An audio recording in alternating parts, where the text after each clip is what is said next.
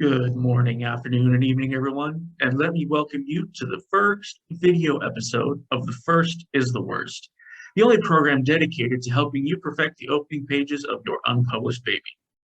My name is J.E. Kierlock, and like many of you, I am a writer struggling to find my place in our literary world. I'm currently querying my debut novel, a YA urban fantasy called Copper Breadcrumbs, in hopes of snagging an agent and a book deal. Now, unlike many author tubers out there, this is not a channel to say, if you do this and this and this, then voila, you'll get published, because that's just not the way it works. The publishing world is brutal. So my goal is to individually critique an author's opening chapter to make it shine with the brilliancy of a million sunbeams. And just to prove I'm putting my money where my mouth is, I'm linking below the first chapter of Copper Breadcrumbs. After all, if you can allow me to tear apart your opening chapter, I can allow you to do the same.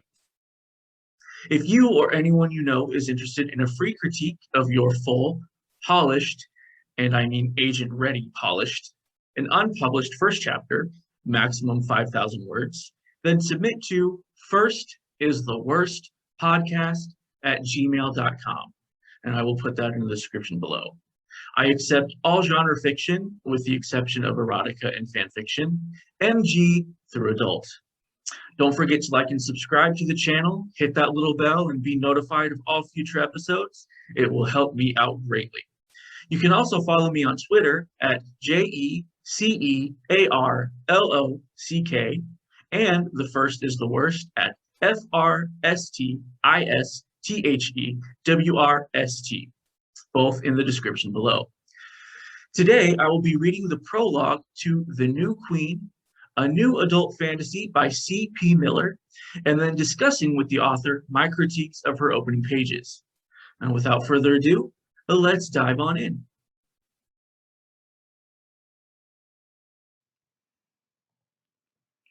A full moon hung high and bright in a clear autumn sky. Mistress Sophia waited impatiently with 3 of her sisters and her baby daughter. Normally, she would come to meet the goblin trader alone, but it was not safe in these dangerous times for any of them to be alone. Priscilla Riven's coven was stirring up the zealotry of the faithful in and around New Scarborough colony. No one had been burned yet, or even accused of witchcraft, but it was only a matter of time if they didn't deal with the magic that was exacerbating people's paranoia and provoking local natives. "Where is he, damn him?" Sophia paced in frustration along the bank of a small stream that glittered coldly in the moonlight. Her bright green eyes rarely left the 2 trees growing close together and shading the bank. Their branches twined to form a natural arched doorway between their massive trunks. Impatience mounting, Sophia raked her fingers through her straight coppery brown hair, disheveling it more than smoothing it. Grode should have arrived at twilight, and it was nearly midnight now, but Sophia waited. She would continue to wait until dawn, and, if necessary, she would return again tomorrow night. Her coven was on the brink of destruction, as were the lives of innocent men and women. Rumors were flying, and there was a terrible fever striking down the youngest and oldest. A witch hunter by the name of Roger Binsfield was closing in on several people, including 2 members of Sophia's coven. He was unwittingly aided by Priscilla, who did not share Sophia's benevolent perspective where non-magically gifted folk were concerned. Sophia and her coven could have left the colony months ago, but they had neither the power nor the money to seek out yet another new home. Sophia also felt a measure of responsibility to safeguard the great power which had drawn them to New Scarborough in the first place. If Priscilla and her fellows were allowed unrestricted access to the wellspring of power here, they would unleash all manner of nightmares on the local people and devastate the land with their selfishness and cruelty. Stopping all this madness required potent magic. All Sophia still needed was a rare spell component that would empower her waning magic. All she needed was dragon's breath, a rare blossom that grew only in the land of the other folk. A rasping hiss broke through the night. "Forgive my lateness, goody Sophia." Grode appeared suddenly between the 2 trees. His bulbous yellow eyes reflected the moonlight like a cat's as he crossed the stream using a series of stepping stones to avoid the water. "You are forgiven if you bring what I seek," Sophia answered sharply as she stood to her full height. At 5 feet and some 8 inches, it was a fairly impressive height for a woman, and nearly 2 feet taller than Grode. It was more difficult to obtain than expected, but I have it. Grode patted a large bag hanging at his side with a broad hand and grotesquely elongated fingers. A life was lost in the process of procuring this item. His bulging toad-like eyes flicked to the women behind Sophia, and a narrow black tongue like a snake's flicked out from between his broad thin lips. It was not your life, so I doubt the life lost had much value to you, Sophia said as she moved to block his line of sight. Our deal was made, Grode. 3 dreams of pleasure for a single living dragon's breath, in bloom. Grode laughed, a rasping noise more like a cough than anything else. You know me well, good witch, but you are mistaken. The life did have value. My brother's life was lost, and you forget the deal is not made until the deal is done, young witchlet. We have no contract, you and I. We never shook hands. A written contract, signed with a single drop of blood, was a powerful means of binding one to the other folk, and a simple shake of hands on terms verbally agreed would leave a potent binding invisible to most, but not all. Gritting her teeth, Sophia's voice rose in anger. You had no love for your brother. Grode shrugged, his grin undiminished. And you gave me your word, goblin. Did I? Grode was grinning very broadly now, the corners of his smile almost reaching from the base of one pointy green ear across his round head to the other. What was it I vowed, exactly? For a moment, Sophia felt she had the upper hand, for she had been careful to memorize his every word when he had made his vow. You said, if anyone can obtain it, Grode can obtain it for you, goody Sophia. I give you my word on that. Then I asked you your price, and you said, 3 dreams of pleasure will be sufficient. You gave your word, Grode. I have the dreams. She gestured to her sister witch, who held a softly glowing glass bottle tightly stoppered and sealed with wax. Again that coughing, grating laugh sounded forth. I only gave my word that I could obtain it for you, and if you recall, my exact words were, 3 dreams of pleasure will be sufficient, I think. The price was not part of the vow, and even if it had been, the price was not firm.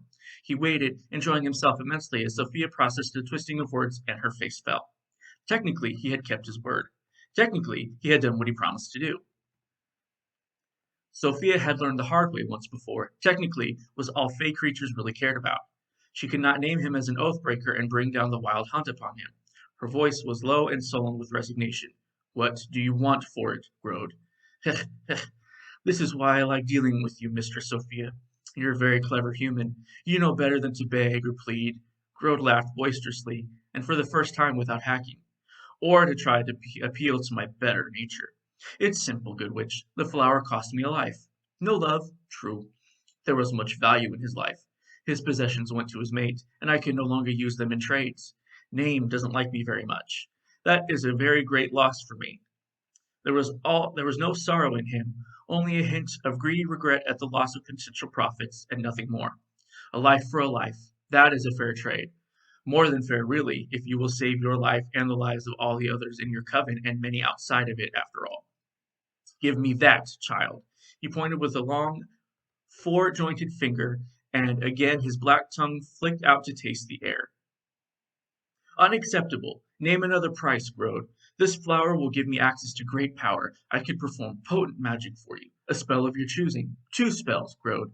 Sophia was wavering, her sullen anger cracking under the wave of impending grief, for she knew the goblin well, had traded with him often. He would not accept another price once his mind was made up. And there was no time to concoct a spell or potion that the goblin might be persuaded to consider as worth more than a young babe. Many of the other folk were long-lived, but rarely bore children. A human child was a precious commodity, and very little could match its value in their eyes.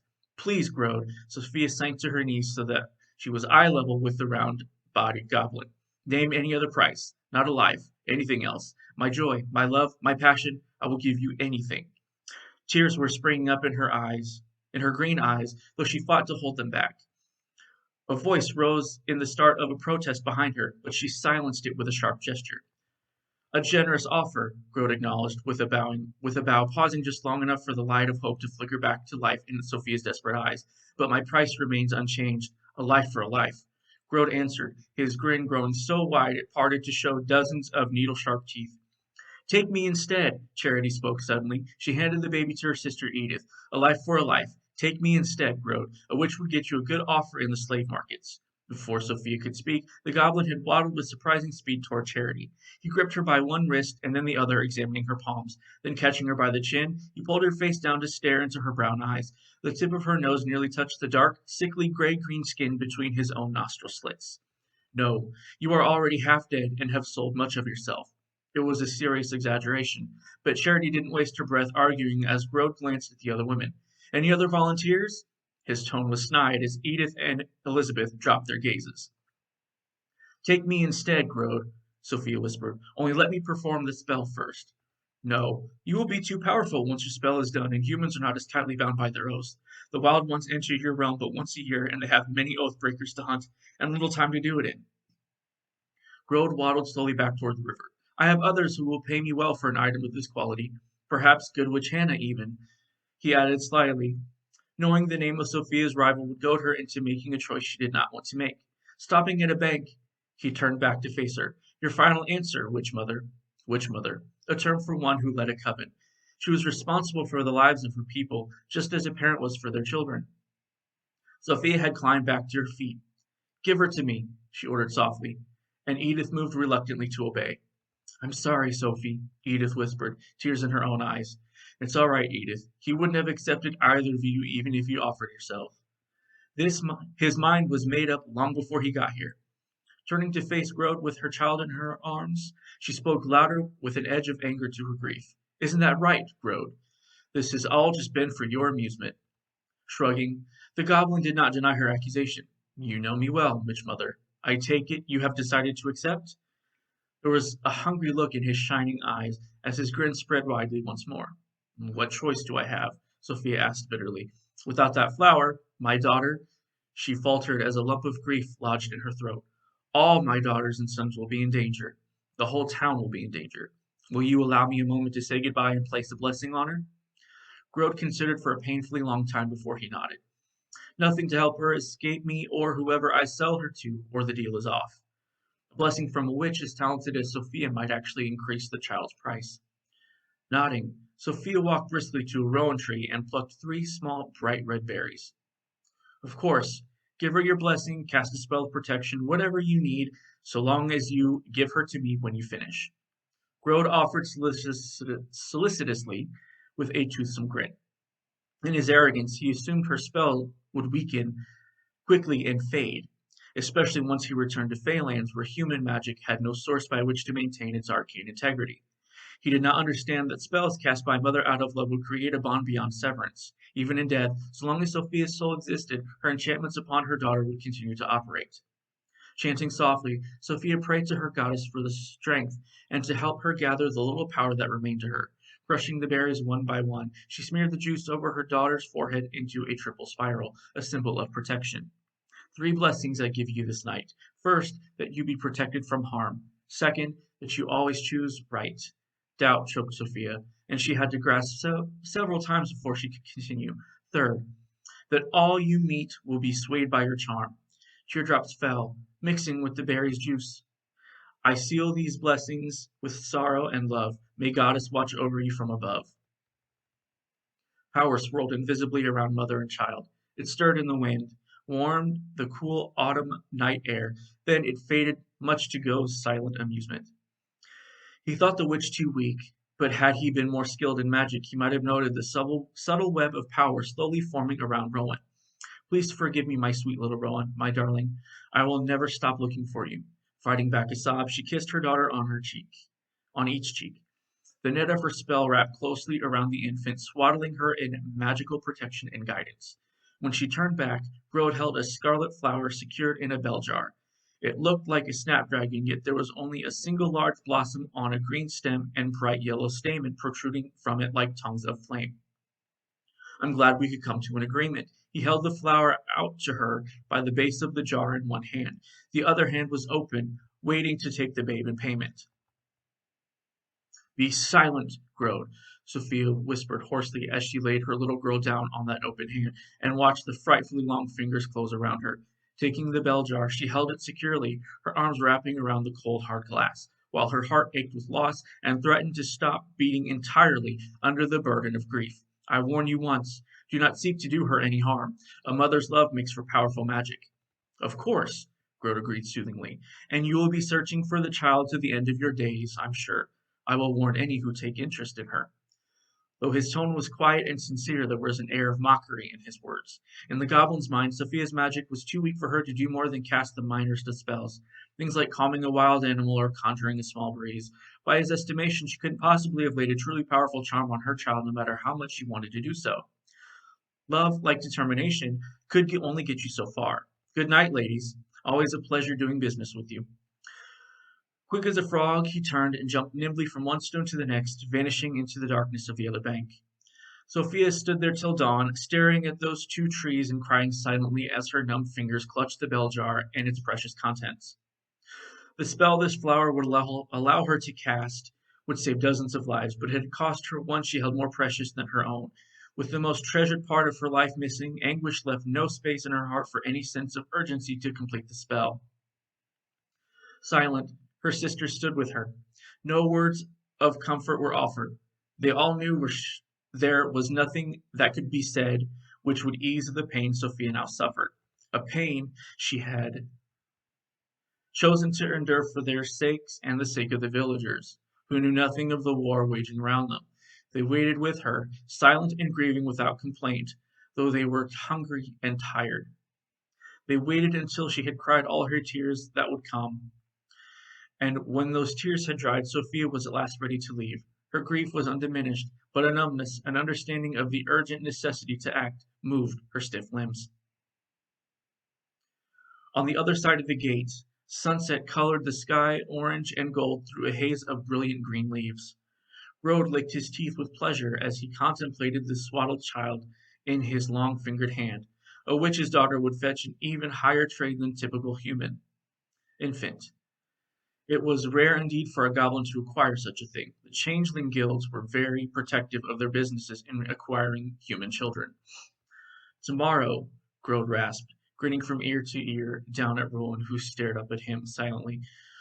We'll see what price you fetch at the market. He could scarcely believe Sophia had agreed to the trade. Had she refused, he had planned to depart and visit her another night when her situation was even more tenuous.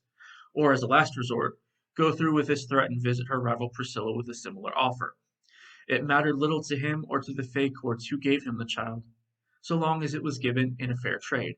Changeling folk evaded the courts as carefully as they evaded the human parents from whom they stole, and were one of the few Fey who would engage in lying. In the distance a mournful howl carried through the wood.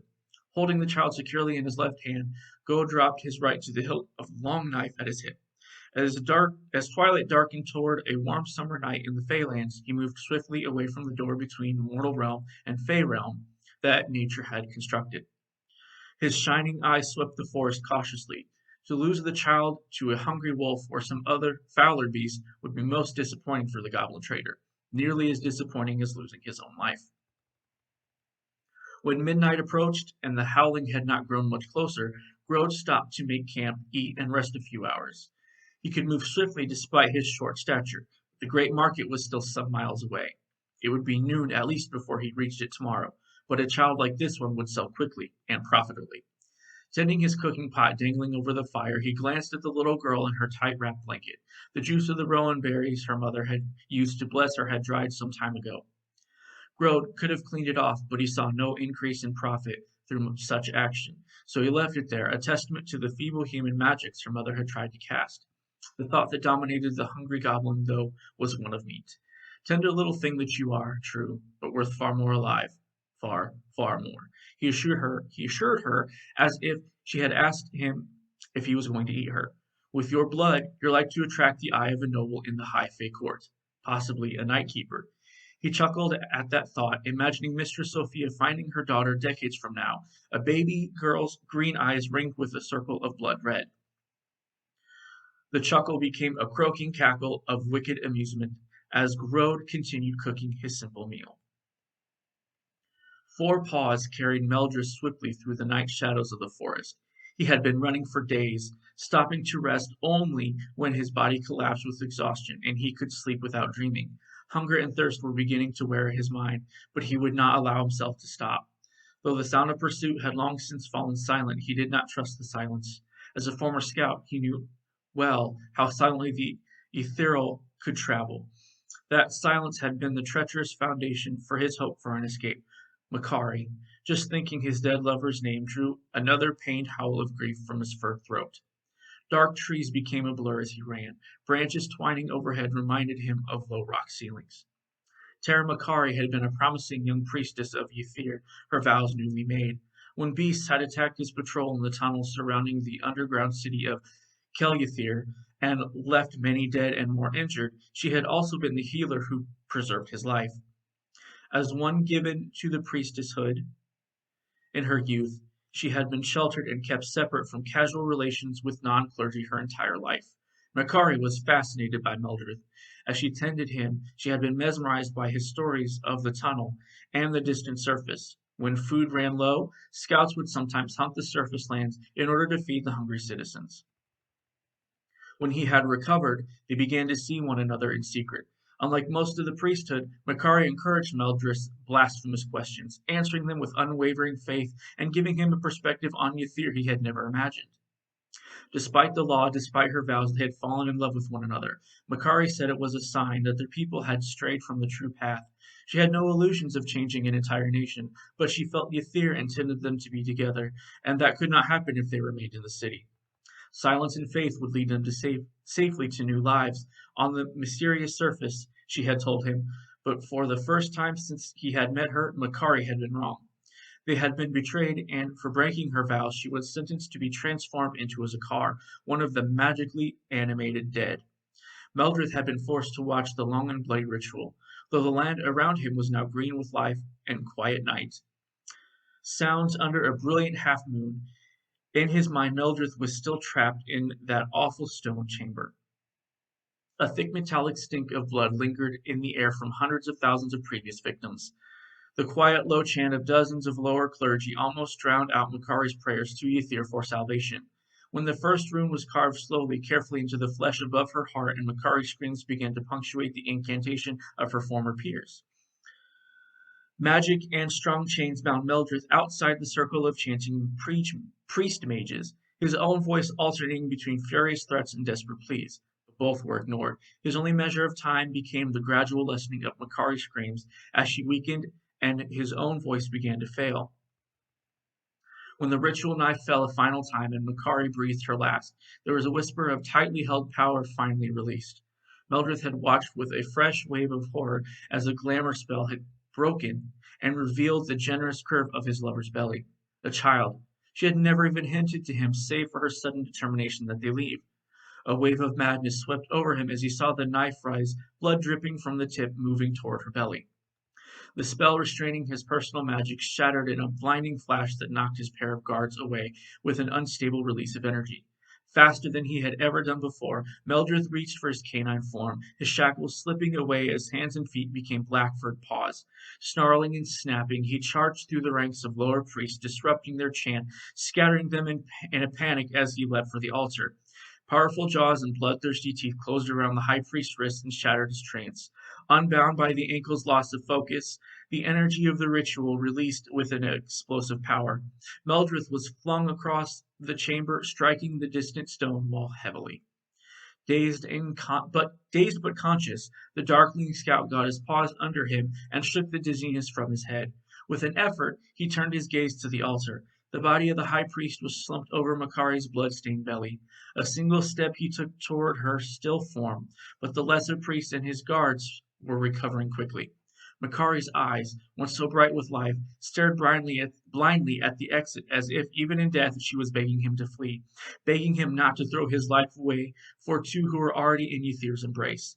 With a howl of grief, Meldrith turned away from the grisly tableau and fled. Swift as he was, luck, more so than anything else, saw him safely out of the city and through the long, dangerous tunnels to the surface above. Grote had finished his meal and was trying to sleep when his small prize began to cry.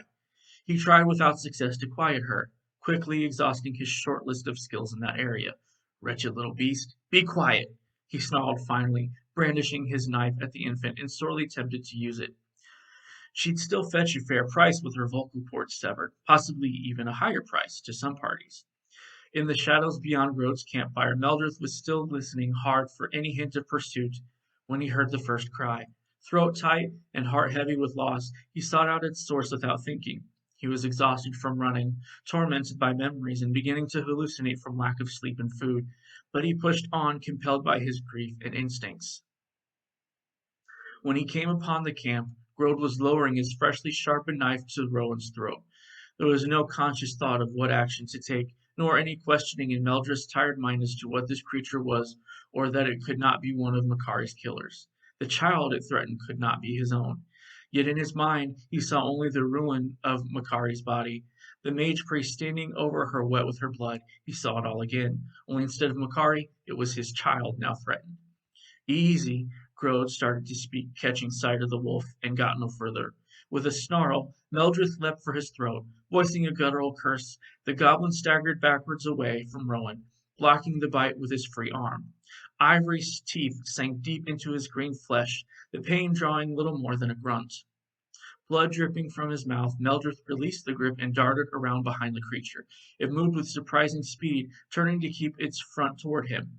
Jumping back, he narrowly dodged a slash from the dagger. He backed away, slowly teeth bared. Wise choice, beast, Grode rasped at him, not following but still watching. When the wolf stopped at the edge of the clearing and began to howl more loudly, he felt a prickle of fear. This was not an ordinary animal, nor one of the magical beasts he was familiar with. Uncertainty made him nervous. He slashed through the air, trying to scare it off. Meldred waited for his opening. As the knife moved harmlessly across the width of the creature's body and out toward the side, Meldred reached for his magic within himself. As he charged and leapt, he did not go for the throat again, but leapt higher, his body shifting to that of an enormous night bird. Marveling at this unexpected mode of attack, Grode's eyes widened as he realized his danger an instant before the talons raked his large eyes.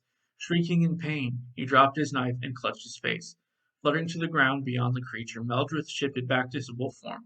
Such hasty transformation took a toll, and changing required more time, but the strangely shaped mage priest who had threatened his child was going nowhere. As his wings became furred and the tips became paws again, he shook his shaggy head. No, not a mage priest, he told himself. They are far behind me. Something else. A strange surface thing. A thing that threatened Makari. Threatened our child. Again he tried to shake off his confusion as tail feathers flowed together and lengthened to become a canine tail. No, not Makari. Not my child, but a child in need. Makari, my love, you would want it to be saved, even if it was not ours. Baring his teeth, he snarled in determination at the howling creature, waiting. Grode thrashed blindly on the ground. Rolling over, he felt the grassy earth against his back for the briefest of moments. Then he felt teeth tearing out his throat. The pain eased quickly into a cold numbness as he settled into death's embrace. Rowan's cry could no longer trouble the goblin trader. Nothing would ever trouble Grode again.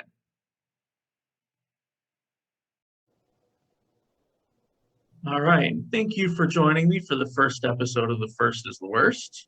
Why don't you go ahead and introduce yourself to our audience and tell us a little bit about yourself and your writing platform? Oh, goodness. You didn't say I had to introduce myself. My name is Catherine. I write under the author name C.P. Miller.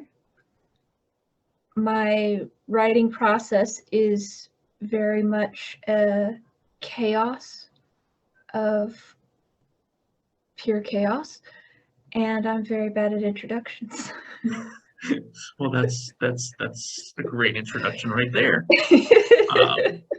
All right. So my first question to you is, what inspires you to write?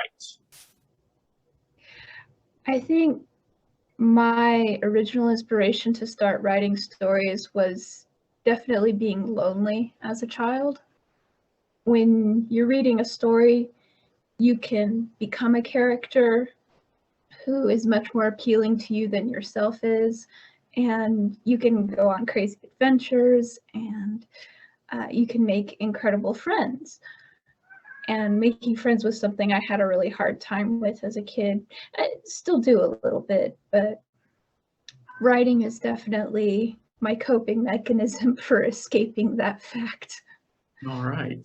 And what inspired you to write The New Queen? The New Queen was something I came up with many, many years ago.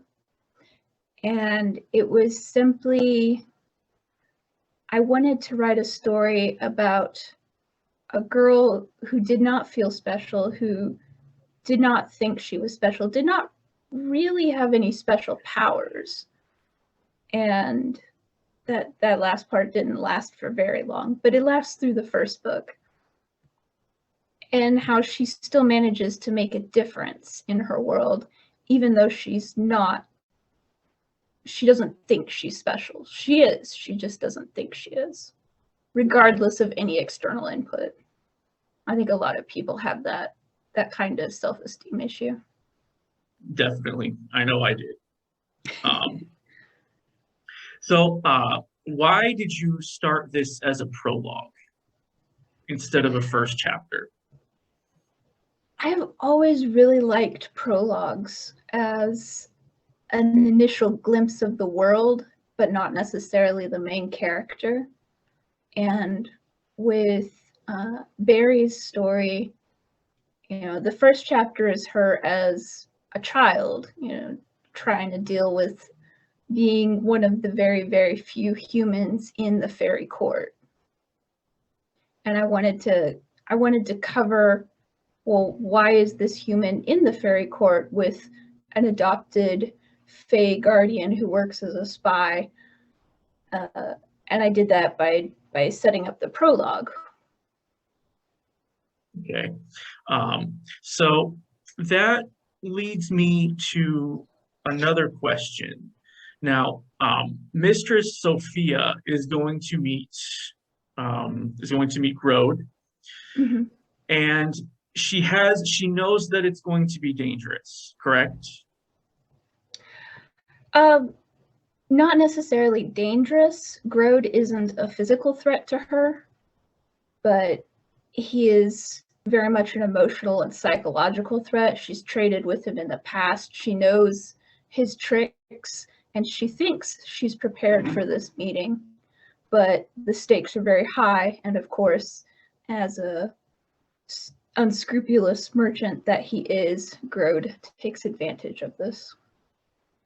So that takes me to what I thought of as a plot hole, in that, why is the baby with her?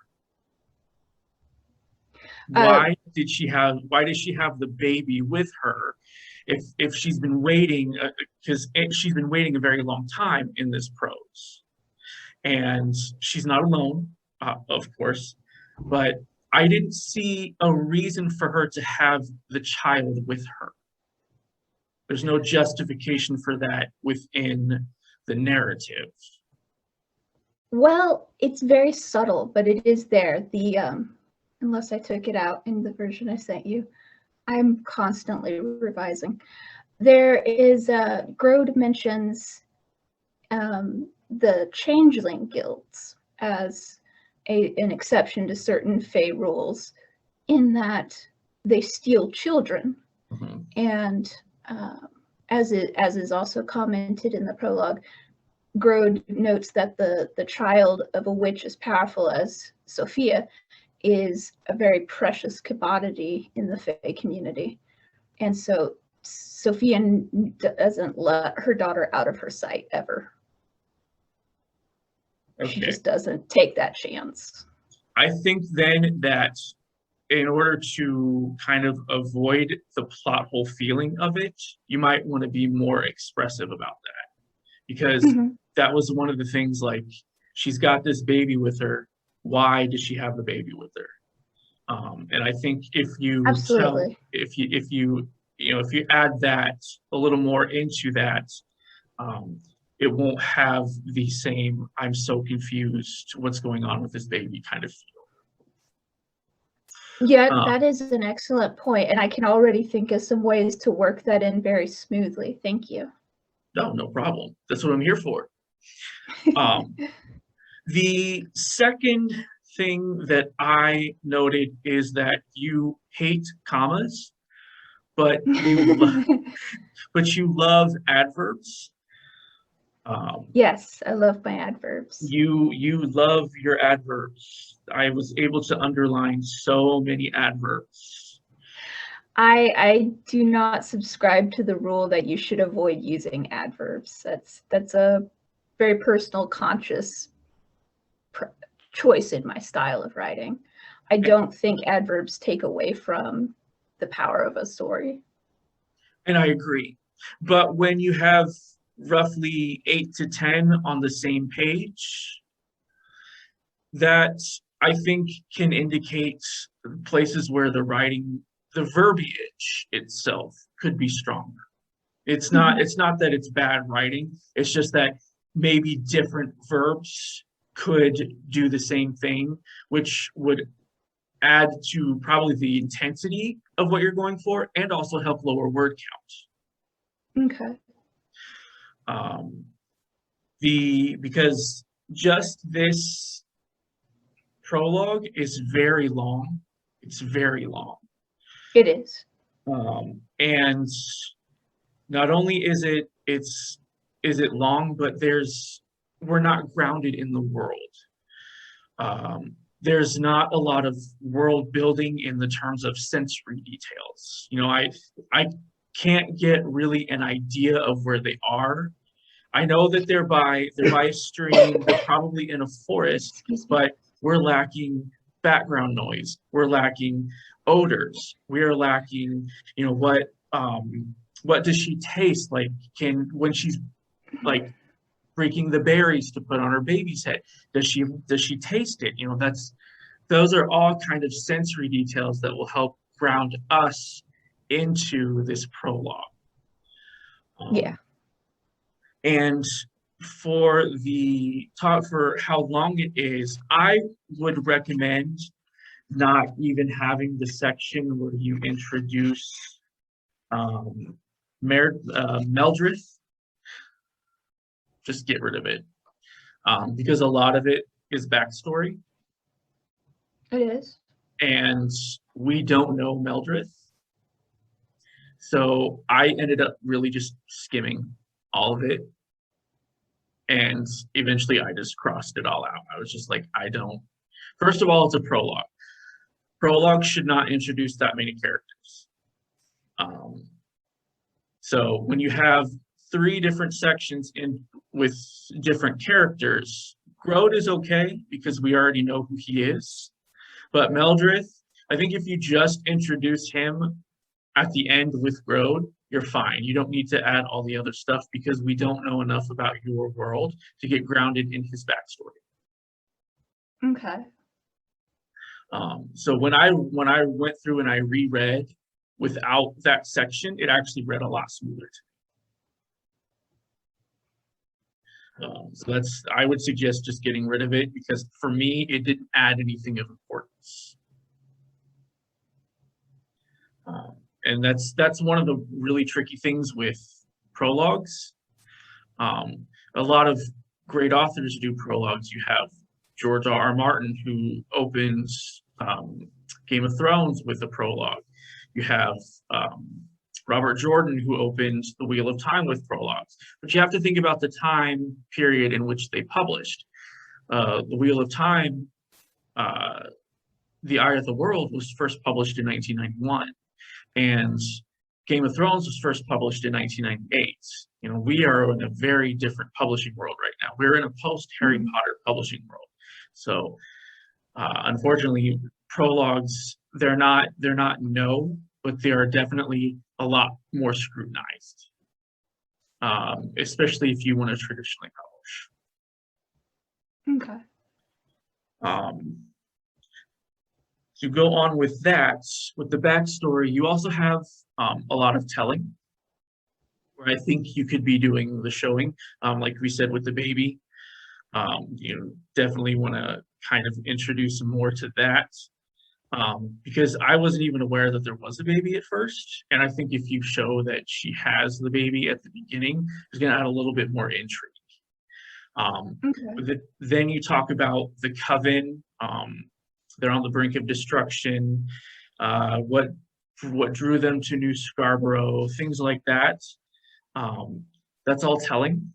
And because we don't know enough about your world, that's not what's really gonna grasp us. So go through and ask yourself what information is absolutely necessary for us to know as readers. In addition to that, really, especially at the end, you have a lot of filtering where you tell us what he felt instead of just giving the details of the feeling. You tell us that he felt the teeth instead of giving us the actual pain of the teeth ripping out his throat, the actual moments of when he's dying. It's from his point of view, but we're not in his eyes. We're kind of stepped back away. So, and I think you did that somewhere with Sophia as well, but I can't remember off of the top of my head exactly. But that's what I would do. Just go through and see where we're kind of filtering, taking a step away from the characters, because that's really what you don't want to do, especially in a prologue. Additionally, there are a lot of nicknames for Sophia. You have Mistress, and then you have Witchlet, you have Good Witch, you have Goody. These are all referencing the same person, and I'm wondering why there's so many nicknames. Well, the Goody and the Good Witch are kind of a little thing back there that harkens to the older century that the setting is in. If you've ever read Nathaniel Hawthorne, is it called Goodman Brown?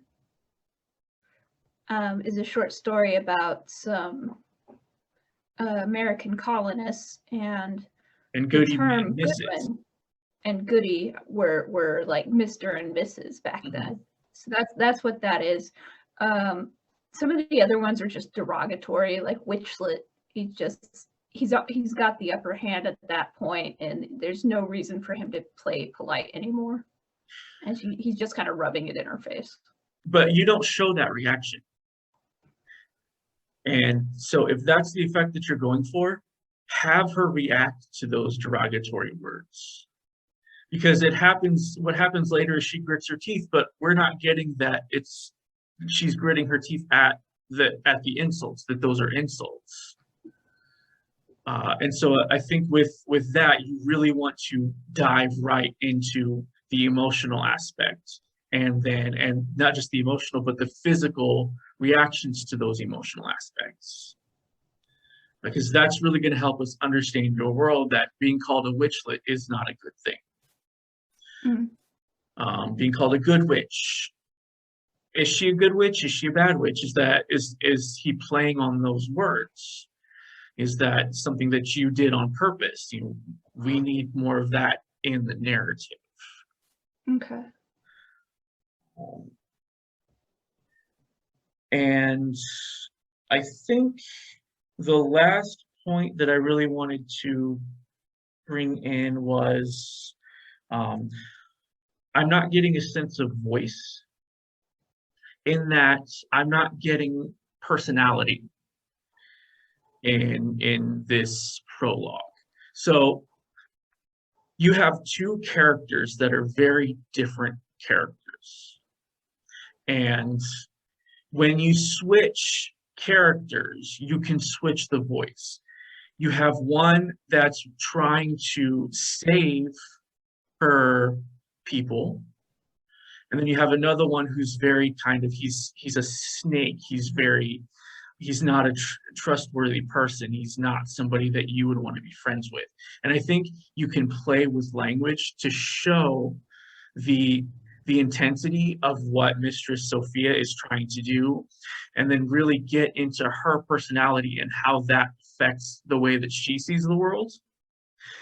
And then you can do the exact opposite with Grode and let us see how he's kind of manipulative, and he just kind of makes fun of everyone and everything. You kind of do that in the section with him, but I think you can go with it more. You can go bigger with it. And that's what I would like to see. I would like to see it bigger. I would like to see it risen up. Go hard or go home, as they say. And I think if you really grasp what they want in those scenes, that's going to help you develop more of the voice, the personality, or the narrative in each section. So if you have an idea of what you can do for that, because she's in distress, her people are in distress, you can use that in the narrative to show her desperation and what this bloom, this flower really means to her, and how her being a witch whose people are on the brink of doom adds to the personality in this prologue. You know, if you go back and you read what Martin did with the opening when he shatters the legend of the White Walkers, you know, the way that the tone and the voice turns when they see that this is in fact real, I think that would definitely give you something to play with. So go back and you know, if there are other authors that you can think of that do prologues, go back and see what they do and how they use the voice of the narrative to really help dive into what they're trying to do. You know, with Jordan, he uses the prologue to destroy the world at that time. The world is born anew. So he creates a legend, and Martin uses the prologue to shatter a legend. Looking at other prologues and seeing how they used their prologues and what they did, and how that served to kind of hook the reader and set up the story. Right. So if you look at Jordan, he used the prologue to destroy the world at that time, and he gave us an insane character. So he set up a legend with his prologue. And then you have Martin, who destroyed a legend with his prologue, and then the same character ended up being beheaded, you know, the next chapter, because he fled his duty on the wall. So it's not just about voice, but it's about how you bring everything together. And I'm really interested in seeing how this scene can transform and really give us a taste for what your world is like. Because right now I don't get the sense of what your world is. And that's really easy to fix. It's really just all about just tightening and sensory details.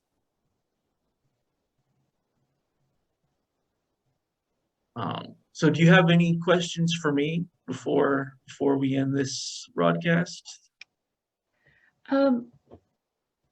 Well, one of the things I was trying to do with the prologue was to set up this foundation of the world, to introduce the world through characters who were struggling.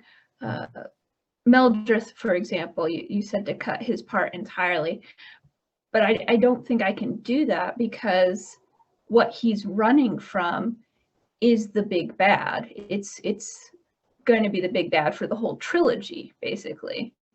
Then can I make a suggestion?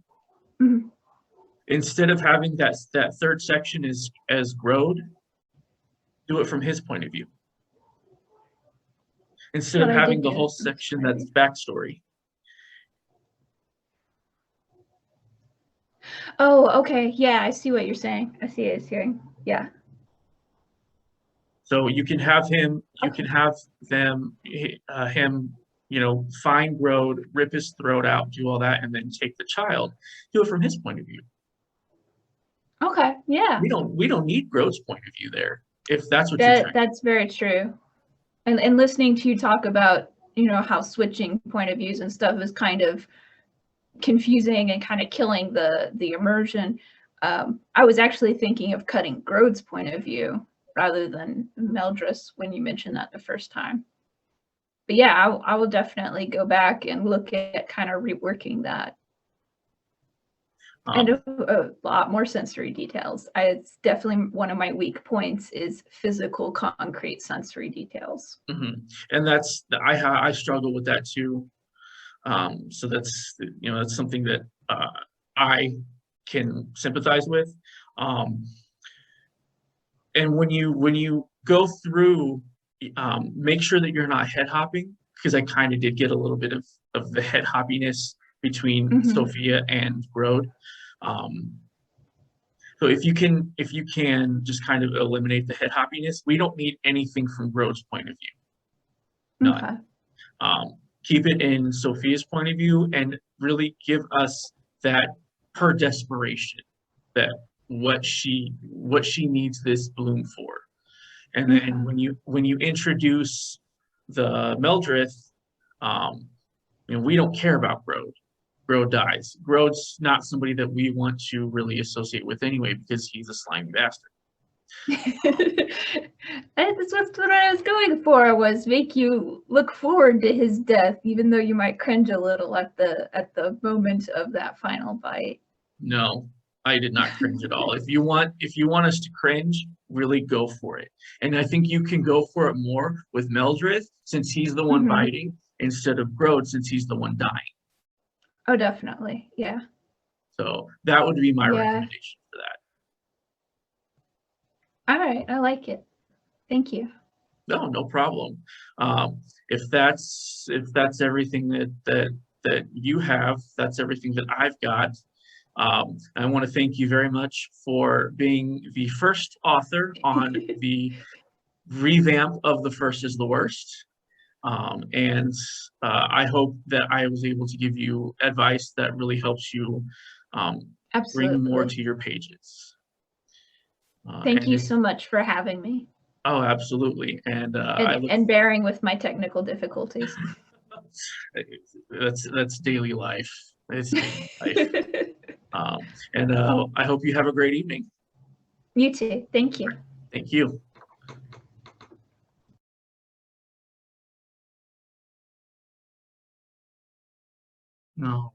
All right. And this has been the first video episode of The First is the Worst, the program dedicated to helping you and your first chapter in your unpublished baby. Now remember, my name is J.E. Kierlock, and you can find me on Twitter down in the description below. First is the Worst down in the description below. And tune in again next week, where I will be critiquing yet another author and have her live, well, not live, but on the program. And I look forward to seeing your submissions. If you would like to submit, it is FirstistheWorstPodcast@gmail.com. All genre fiction except fan fiction and erotica, MG through adult. Maximum of 5,000 words, because otherwise it's just going to go on forever. And with that, I wish you a great rest of your weekend, and may all your writingest dreams come true.